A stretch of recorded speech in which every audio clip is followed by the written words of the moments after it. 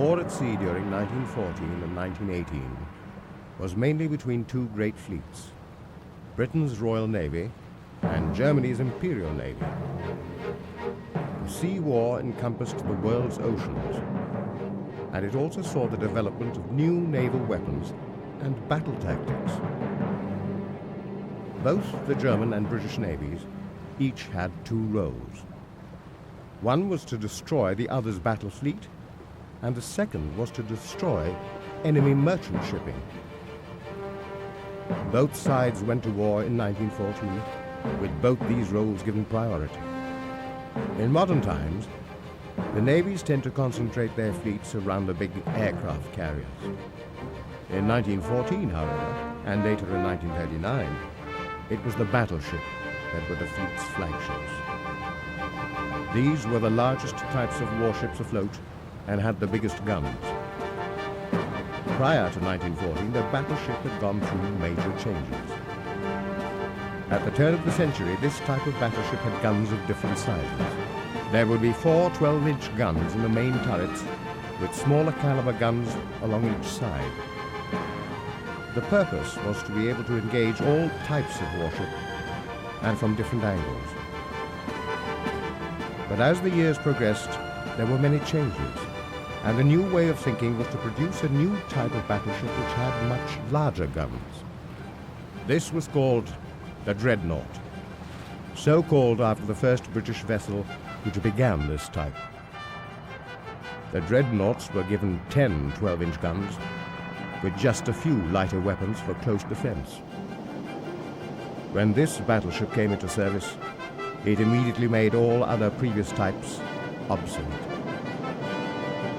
Germany, keen to build a navy as strong as Britain's, embarked on a massive shipbuilding program. Thus began the Dreadnought race. This led to ever-increasing tension between the two countries. By the outbreak of the First World War, the German Imperial Navy had 13 Dreadnought-type battleships against the British Royal Navy's 21. The German types, however, were vast improvements on the original British type. They had much larger caliber guns. They had 15-inch guns on all turrets. These guns had a range of more than 12 kilometers. This was 3 times that of the range of the pre-Dreadnought type battleships. However, during World War I, the battleship's effective range of firing was limited to the primitive capability of the optical aiming instruments and devices. Another development was these new types also had much more efficient engines, burning oil rather than coal, which gave them a much greater range. Torpedo launchers were also fitted to the new battleships. At the outbreak of war, the opposing fleets sailed to their wartime bases. For the first year, the war at sea was relatively quiet, and the new battleship saw little action. In January 1915, however, there was a serious clash in the North Sea off the Dogger Bank. Intercepting German radio signals that their battle cruisers were making ready for an assault, 5 battle cruisers of the Royal Navy intercepted and engaged 4 German battleships. One of the British ships was hit several times and badly damaged, whilst the German battleship Tirpitz had 2 of its main turrets destroyed. The Blucher was also hit, which slowed her escape. She was then attacked by 4 of the British ships. She was sunk, with nearly 800 of her crew going down with her.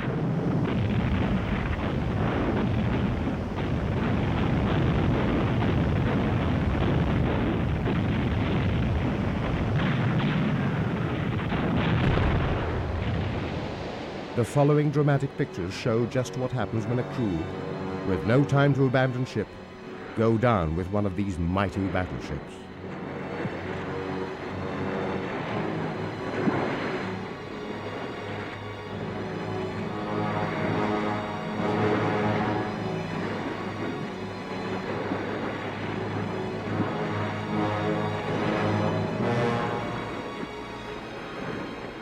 Unable to get clear in time, they are sucked down with her.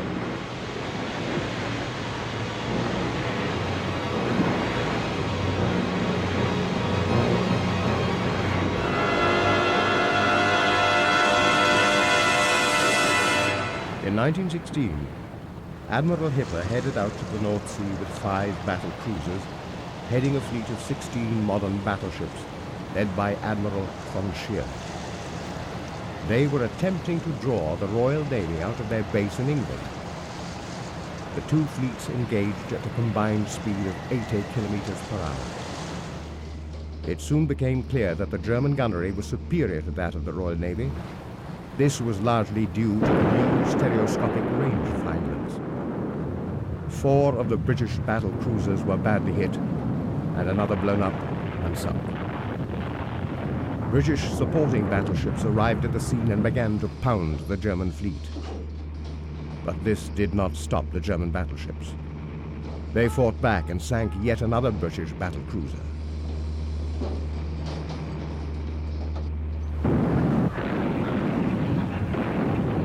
The battle, which became known as the Battle of Jutland, raged for 90 minutes. Both sides were engaged in heavy gunfire and complicated maneuvering of their ships.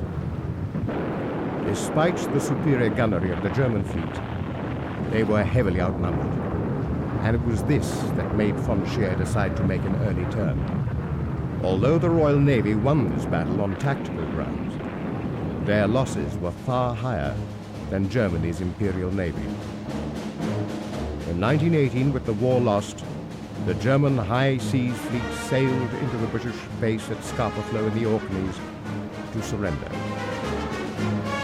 The ships were impounded, but the German Imperial Navy was to deliver its final blow to the British.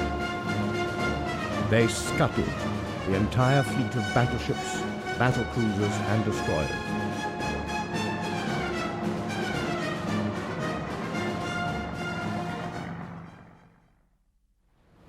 When the Second World War came, the part played by sea power was not that different to the part played during the 1914-18 conflict.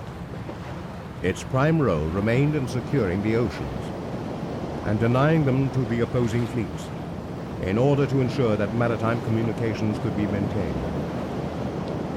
Thus, navies were still centered around the battle fleets, and at the outbreak of war, the battleship remained their primary vessel. In 1939, Britain's Royal Navy was still the largest in the world, with its bases all over the globe. As in 1914, it hoped to draw the German Navy into battle and destroy it. In the build-up to the war, Hitler had ordered that the German Navy be strong enough to challenge the British, and embarked on a major construction program.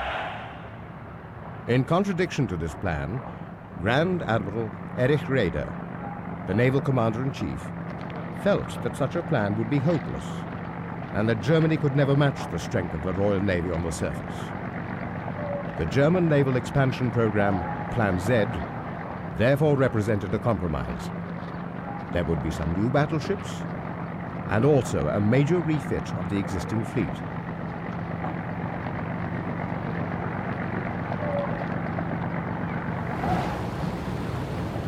One of the first battleships to see active service was the Schleswig-Holstein, which was deployed during the Polish campaign. The aging battleship was used to bombard the port of Danzig.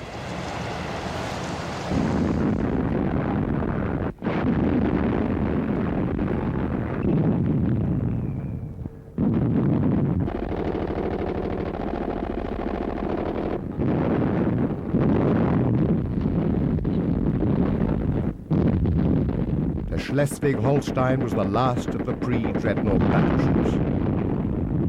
This 14,000-ton ship had been originally launched in 1906. One of the 5 sister ships, the Pommern, had been sunk at the Battle of Jutland in the First World War. Between the two wars, the Schleswig-Holstein had been refitted, with the 2 forward funnels being cased in one housing, and the 4 5.9-inch guns on the upper deck removed. 4 anti-aircraft guns had also been added to her structure. By the outbreak of war, the ship was considered almost obsolete, and along with her remaining sister ships, they had been relegated to training. However, the Schleswig-Holstein was deployed in the Polish campaign and was used extensively to bombard the port areas, such as here in the port of Danzig.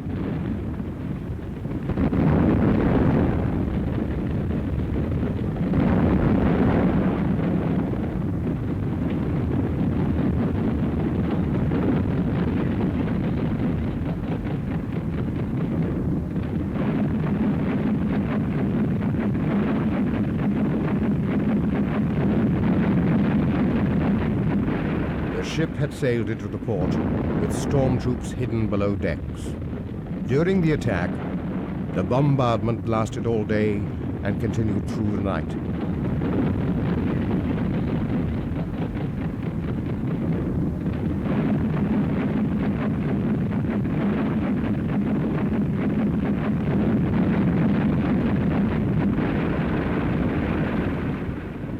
The Polish port, which was being used as an ammunition depot, was heavily defended. Finally, after a very gallant defense, the Poles capitulated. Her task completed, the Schleswig-Holstein moved out into the Gulf of Danzig to continue bombarding other shore defenses at Hoxhoft, at Halle, and Heistenest, where she was joined by her sister ship, Schleswig.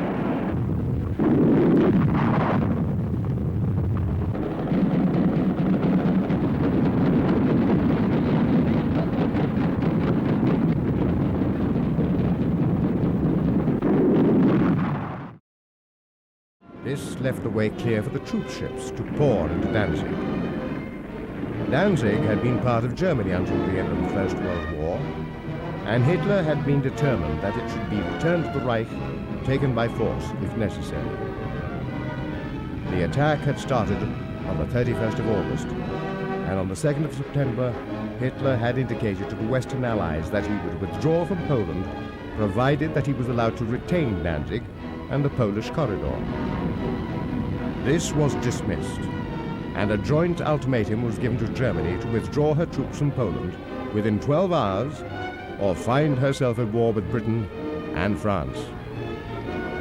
But the bombardment had continued, and it was not until the 7th of September that the garrison of 182 Polish soldiers had finally surrendered, leaving it clear for the troops and equipment of General von Bock's Army Group North to disembark.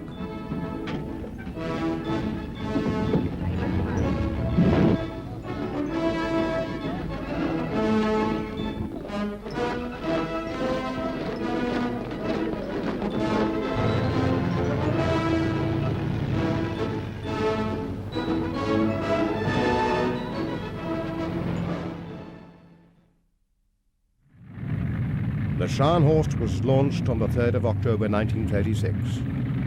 This fast and robust vessel, despite the size restrictions of Germany's fleet laid down by the Versailles Treaty, weighed 32,000 tons. Her sister ship, the Gneisenau, was launched 2 months later. These two new ships gave a new slant to the definition of a battleship by sacrificing weight of armament instead of protection and armor plating to secure high speed. The Scharnhorst had heavy anti-aircraft guns, 14 of them, coupled with 4 high-angle directors. She also had 9 11-inch guns and 12 5.9-inch guns mounted in the turrets. The Scharnhorst and the Gneisenau spent the first month of the war at sea, plaguing the merchant shipping convoys in the North Atlantic. In November 1939, they intercepted a convoy off the coast of Iceland, escorted by the armed merchant cruiser Rawalpindi. She was sunk by Scharnhorst after engaging her to enable the convoy to escape.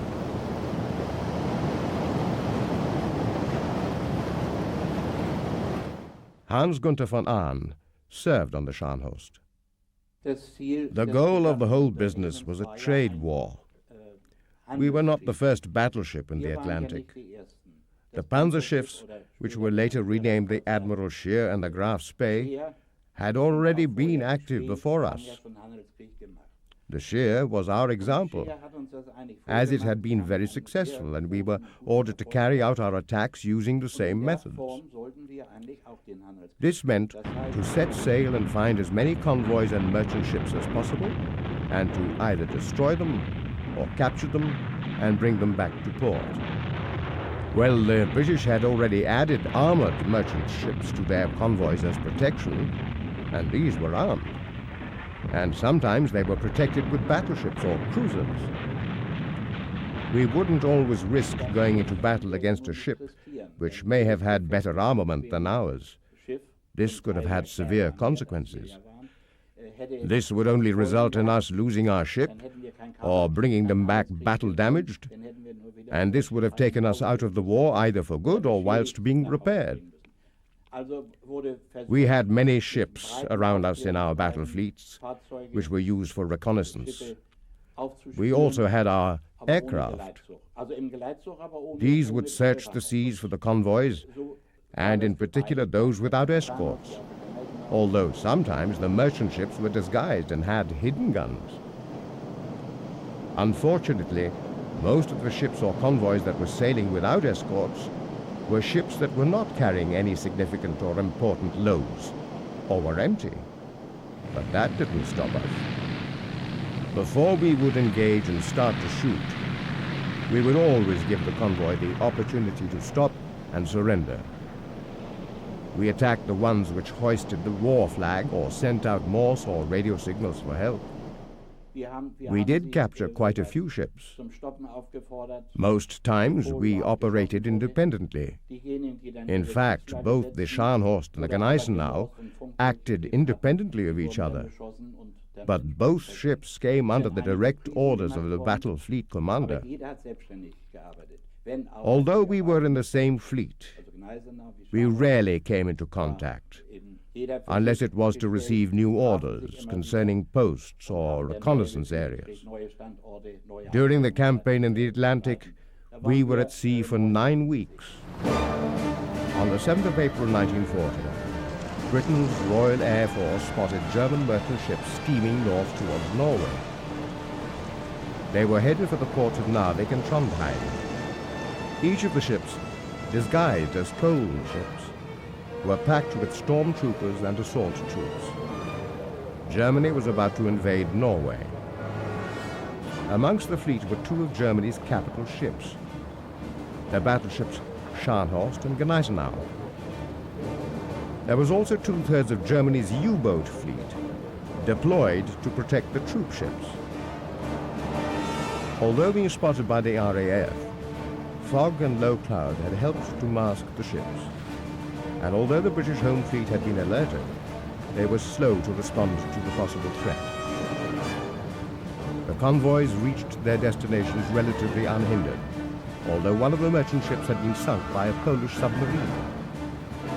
One British destroyer, which had also managed to intercept the fleet, was rammed by the German cruiser Hipper, which sent her to the bottom of the North Sea.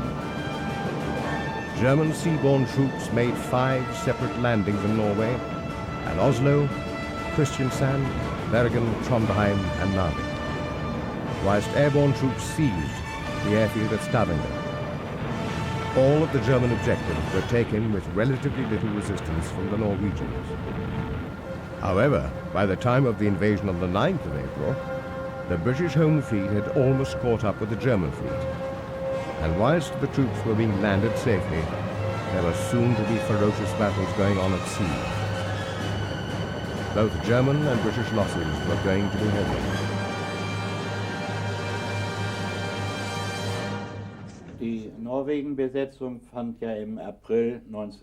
We were on the occupation of Norway, which took place in April 1940.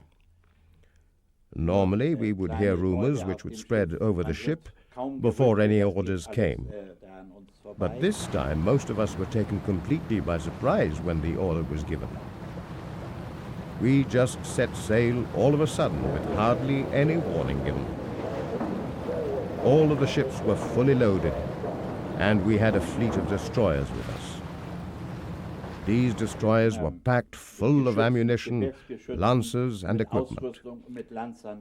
We sailed up the coast of Norway, and then en route we were told that our destination was to be Narvik.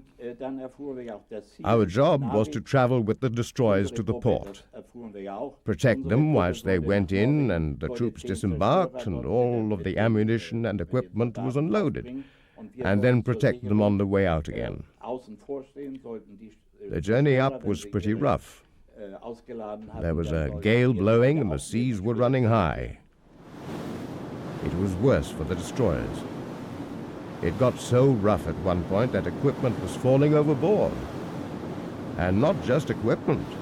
Some men went overboard as well. It was that rough. Well, we finally took the destroyers in to Narvik, and they unloaded. Whilst we were waiting for them to come back out, we were attacked. It was early morning and still dark, and the British fleet had caught up with us. The battleship Renown, we fought with her for about 2 hours. The Gneisenau was also involved. We managed to get away and sailed towards our destroyers as we had to get them out safely. However, we heard that it would no longer be necessary as the British had caught them on the way out, and they were all lost. The missions we were on during the Norwegian campaign, and I did 5 more of these, usually lasted about a week. Sometimes they would last 3 weeks, and the longest one we did lasted for 9 weeks, which is a long time on the Atlantic. We sailed 18,000 nautical miles. Life on board could be difficult at times, but being seamen, we were used to living in small, cramped spaces, and we were perhaps better off being on a big battleship rather than on one of the smaller ships. Most Germans like to eat potatoes, and it's funny, but that's what I missed most of all. Of course, it would have been impossible to carry enough potatoes on board to last 2,000 men for 9 weeks. There would have been no room left for anything else. We had a good crew, and the officers and rankings were all very fair. Of course, we always moaned about the boss, but without someone in charge, it is impossible to run a ship. There was never any question when orders were given. You just carried on your duty. But quite often the job was not easy. At sea, there would always be what we called a war guard. There was a war guard for both cruise stations on the guns where I was. A starboard guard and a backboard guard. There would also always be a guard on duty guarding the ammunition and machines. We all joined in with this duty and took turns on a rota. On some occasions, we were all on duty all of the time, so there was little time for recreation or resting. I also remember when I was on guard duty, I would have to eat my meals at my post. Sometimes this war guard would be halved. Then there were only 4 of us, so we could take shorter duties and have time to rest. This was usually when the weather was good and we could see more. There was also a night guard on the guns. This was usually the middle gunners, and during the daytime the heavy gunners. This ensured that we had our guns manned and operational 24 hours a day and could act immediately. The worst time for us was when we were out in the North Sea, out in the real cold, icy conditions. The cold made everything difficult, and the conditions were hard. It wasn't the same for the rest of the crew on board, because when the ship was cruising, there was heating, except for the towers where we were. They had nothing. We used to borrow electrical heaters from wherever we could find them, but this was not possible out on the rough sea. so we usually ended up standing for hours on duty in freezing cold. This type of work is no piece of cake, let me assure you.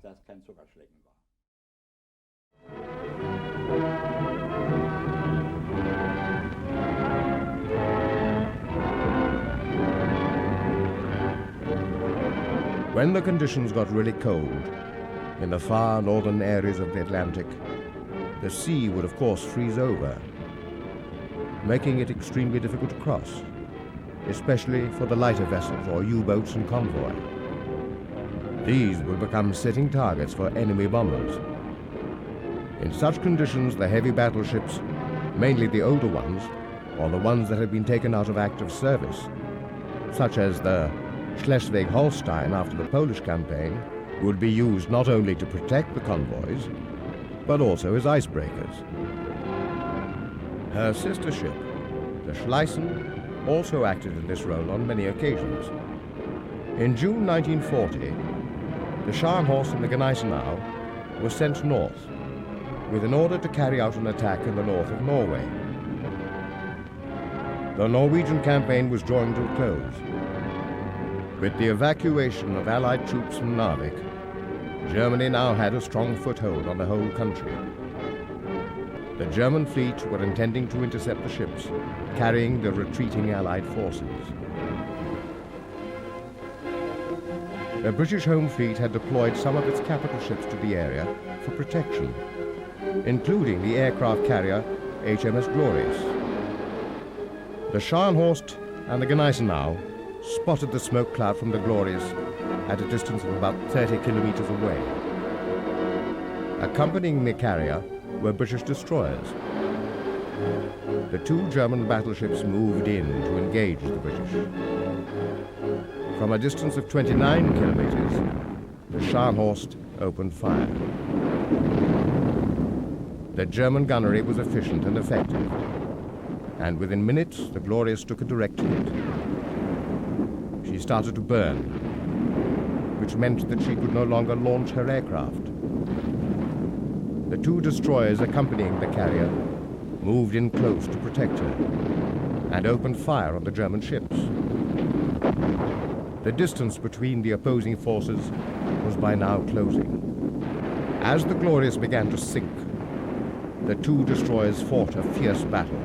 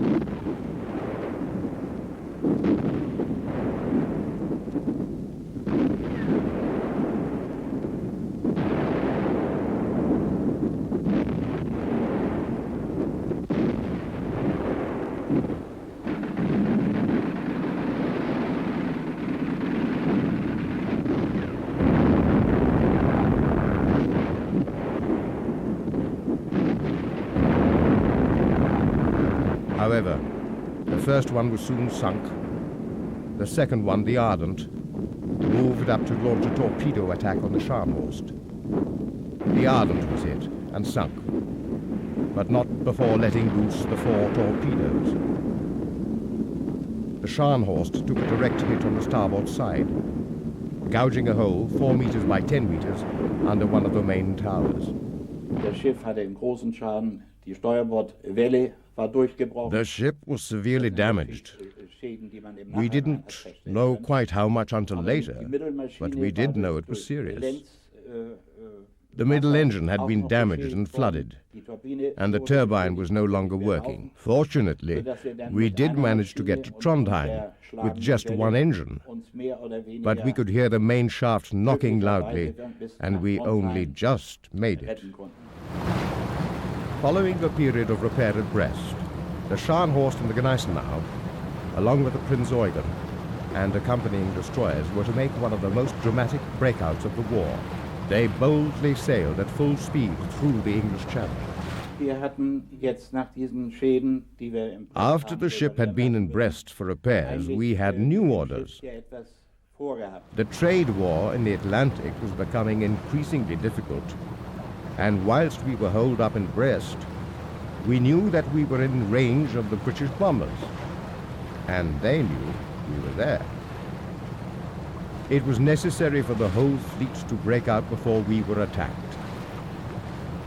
There were 3 options open to us as we could see it. We could either sail to the Mediterranean, going via Denmark, or we could try and sail up past Norway, back to the safety of the Bay of Germany. Or we could dash out through the English Channel, and this seemed the best option. The British, however, were expecting this, and did everything they could to make the channel impassable. However, we took the chance, and much to the disbelief of the British, we made a dash from the harbour. There was an attack from the bombers, but it was a cloudy night, and they were not successful in stopping us. Somehow we were just very lucky. And it was not until we got to the most narrow point in the channel at Dover-Calais that we were spotted again. They attacked us with their land battery. But this was no good, as we were just out of range of their guns. Then the aircraft arrived. All around us, the Scharnhorst, the Gneisenau, Prinz Eugen, and our destroyers and torpedo aircraft, we were all shooting like mad. The British also sent some torpedo aircraft. These approached us very bravely and made a gallant effort to attack us. But they were too slow. They didn't get a chance to fire one torpedo. We shot down every one of them with our anti-aircraft batteries. By this time, luck was once again on our side.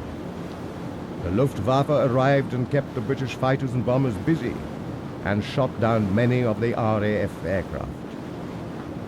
All of our ships managed to break out of the channel undamaged.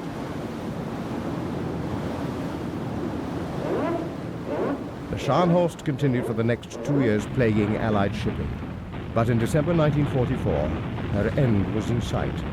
During the Battle of North Cape, she was engaged and sunk by British cruisers. Only 36 of her crew survived. On February the 14th, 1939, the massive hull of an unfinished German warship slid into the water at Hamburg. The Bismarck. For the Nazi Party, this was a day to celebrate the new might of German war power. A moment that was enjoyed by the Führer himself. In his speech he said, "German builders, engineers and workers have created this mighty hull of this proud giant of the sea. May the German soldiers and officers who have the honor of utilizing this ship always prove worthy of its namesake. With this fervent wish, the German people welcome their new battleship, Bismarck." As it slowly glided into its new environment of the sea, This was to be one of the strongest, largest, most powerful and most modern battleships of all the world's navies. However, the legend of the Bismarck is one that spans a mere 277 days. Only 277 days from its launching to its sinking. Its one and only operation lasted no more than 215 hours. And yet, the giant Bismarck was responsible for one of the most gripping dramas to take place at sea during World War II. During that short span of time, it was the most powerful battleship in the world. On board was the most up-to-date and most superior technology available. Its massive array of weapons and the extremely high level of its crew's training made this ship a seemingly invincible war machine. The sea power of the Bismarck now stood between Germany and victory, and no navy in the world had ever engaged an enemy warship like her. Willie Chinese served on the Bismarck from her first day to her last. Just before the summer of 1940, I was ordered to the battleship Bismarck. We spent the next few weeks getting to know the ship inside out, learning where everything was and how the ship ran. Next, we were allocated to our positions. I was ordered to join the 15-inch artillery, the middle artillery, and I was trained how to use the guns and how to work the ammunition chamber and all aspects of this station. And then we set sail. We were ordered to run a series of tests and trials for the new ship in the Baltic Sea. Our job was checking the guns, calibration, and firing with blanks. With practice and getting to know the guns, we managed to achieve a salvo rate 1 round every 6 seconds.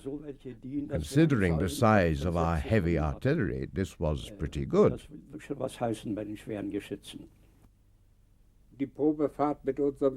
We did the test runs in the Baltic Sea in 2 separate runs. The Baltic Sea is extremely tricky when it is windy. Many of us experienced this, and we had to pay for it. Anybody who has served on a ship in these seas will know what I mean by paying for it.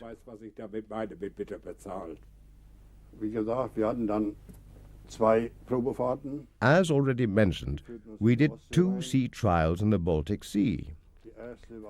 The first trial was when Blum and Voss, the builders, handed the ship over to us, and the second trial finished in May.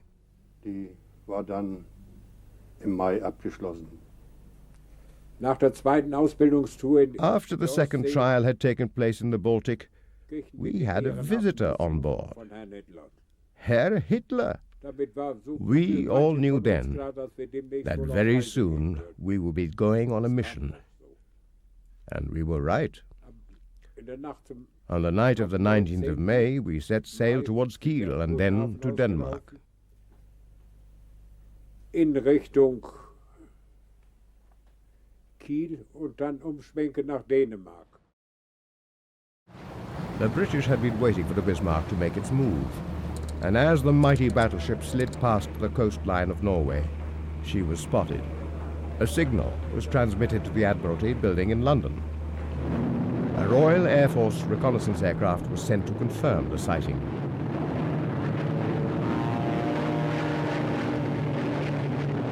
The aerial photographs were sent back to London, and the sighting was confirmed. It was definitely the Bismarck. She was lying at anchor, hidden in deep fog in a fjord. Und sind dann ausgelaufen. Nobody on board knew that we had been spotted by the Royal Air Force, and consequently we were unaware that Britain knew we were coming. Air Force, und die Meldung war schon lange in England, wie wir ausgelaufen sind. Wir liefen dann in Dänemark. We sailed into the Denmark Strait on the und, 22nd, haben dann am and this was when we had the first encounter with two British cruisers. 22. die erste Verbindung gekriegt mit englischen Kreuzer. Und da sind nachher zwei All of a englische sudden, Kreuzer these two aufgetaucht. British cruisers came out of the fog. We were given permission to open fire, but then the two cruisers disappeared again into the fog, Was festgestellt wurde, so we couldn't see them to hit them with our guns. an ihren Kreuzer. The British also had radar, Uns, just as we did. von uns von der Flottenführung And here, the commander of our fleet made a gemacht mistake. worden. He assumed that the cruisers hadn't seen us Haben visually, wir glaubt, and that although their radar beams might have hit our ship, aber stimmte nicht. they did not reflect back to the British cruisers, as this type of radar was ineffective at this time. Waren nicht vorhanden. Also haben die Engländer auch nicht. This belief, however, was incorrect. The British cruisers Suffolk and Norfolk had seen the Bismarck. They already knew her whereabouts from the previous signal. The new position was transmitted back to London. The British knew they had to stop the Bismarck before she had a chance to meet up with the battleships Scharnhorst and Gneisenau. As Bismarck continued, a message was sent to the battleship Hood, giving them coordinates and orders to intercept and engage the Bismarck. The Hood at this time was Britain's capital ship and most closely comparable to Bismarck. Although aging, she was still the most powerful ship in the Royal Navy and was considered to be a worthy adversary of the Bismarck. The two ships closed fast on each other and prepared to do battle.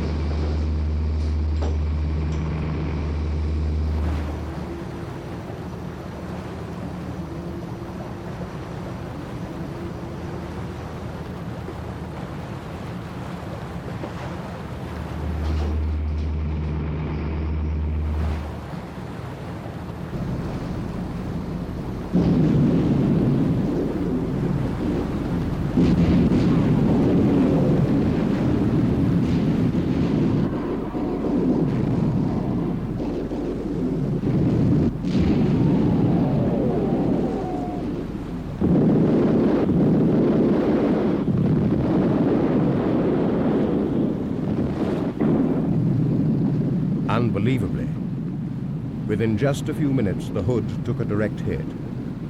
She exploded and sank within seconds. There were hardly any survivors. The news of the sinking of the Hood was devastating to the British people. There was public outrage and demands for revenge. Churchill gave the order: find the Bismarck and sink her. Sink her at any cost. The signals were sent out to the British fleet at sea and to the Royal Air Force. There was to be an all-out directive to find the Bismarck. Meanwhile, the Bismarck, along with the heavy cruiser Prince Eugen, steamed north and then west through Danish waters.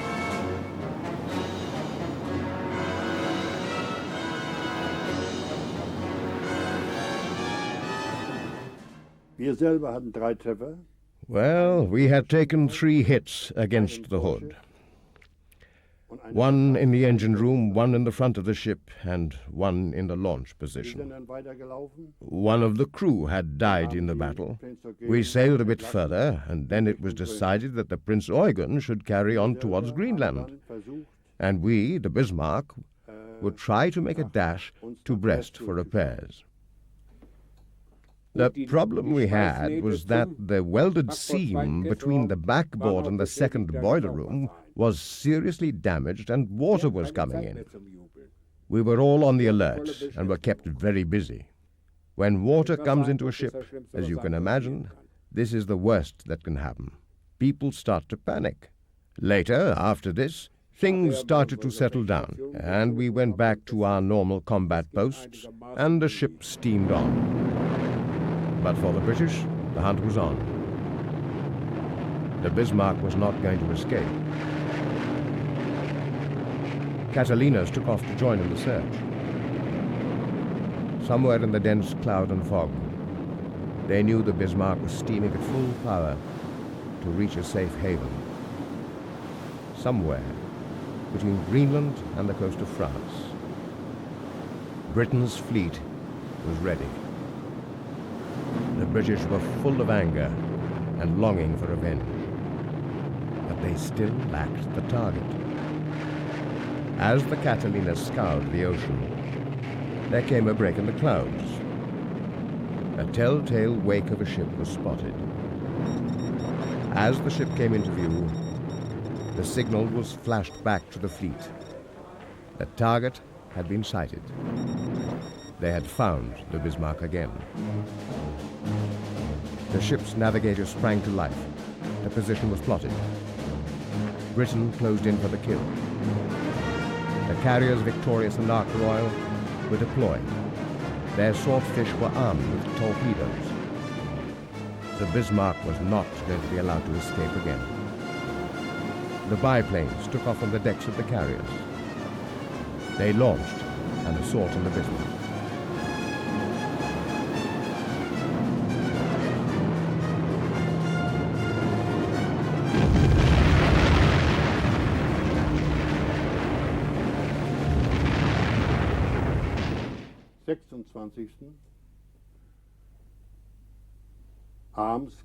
On the 26th in the evening, we were attacked for the first time by the British Swordfish, the torpedo aircraft.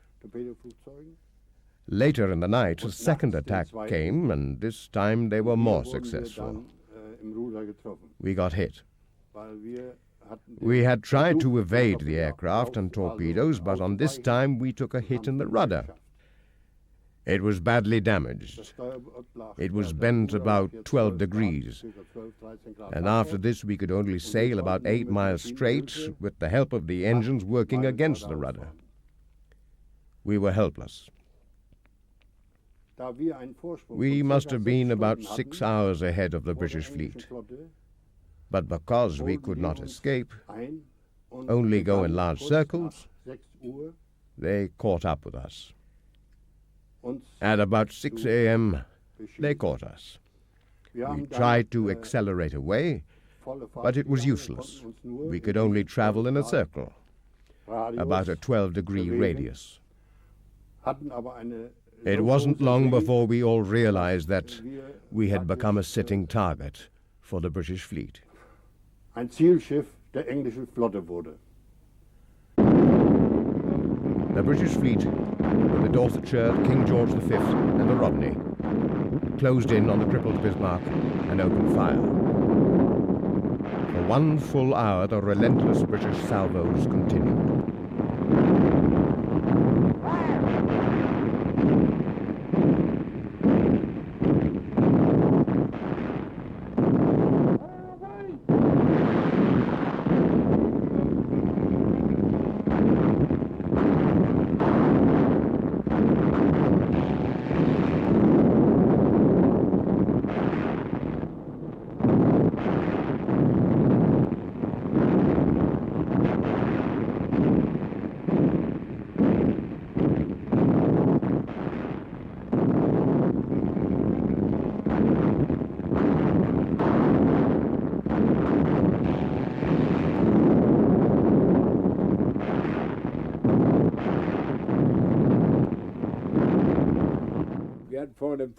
We took 2 direct hits on the front of the ship.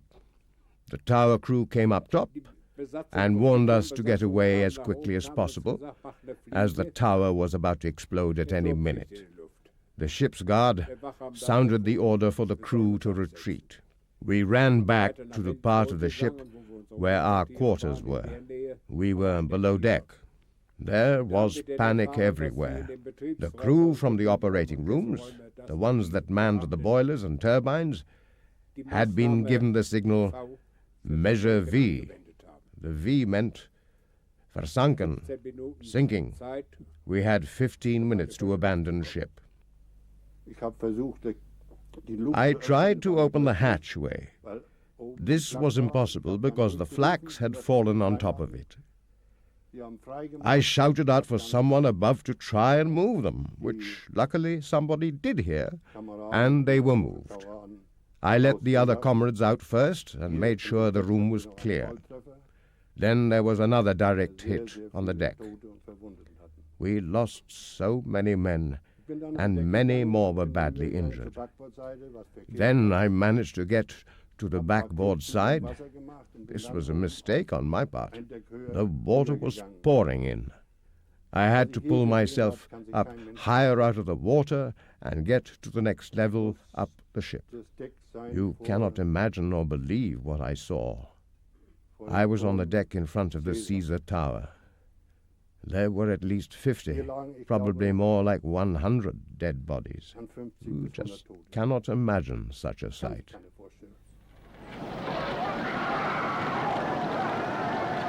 The mighty Bismarck was finished. Bill Braddon, an officer on the British ship Dorsetshire, witnessed the Bismarck's last minutes. It was all over. The greatest and finest battleship ever built had gone down. Not in disgrace, but in a blaze of glory. She fought like a tiger right to the last minute. There was no cheering on our ship. It was a terrible sight. Her crew who had faced death with bravery now faced death in the tempestuous sea. Although it was May, the water was freezing. The sailors were too cold and weak to hold onto our ropes as we tried to save them. We had to stop. A U-boat had been spotted. The ship trembled as we pulled through the water. If we had waited just a bit longer, we could have saved so many more. We threw overboard anything that could float. There were several hundred men, and we had to leave those poor devils behind. All of us, even our captain, cried with frustration. In all, 111 men from the Bismarck were saved, but almost 2,000, including all of her officers, had perished. 2 months after the Bismarck had been launched, her sister ship, the Tirpitz, had rolled down the slipway. She had been deployed to Norway in 1942. The numerous fjords gave her plenty of relatively safe anchorages. In September 1943, British midget submarines known as X-Craft had managed to get into her fjord and damage the Tirpitz. In April 1944, British carrier-borne aircraft launched an attack on her.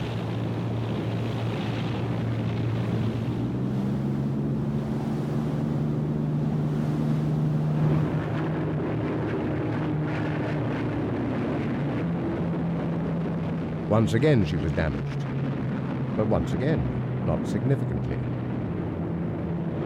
Finally, during the autumn of 1944, 2 of Bomber Command's crack squadrons attacked the Tirpitz on 3 separate raids.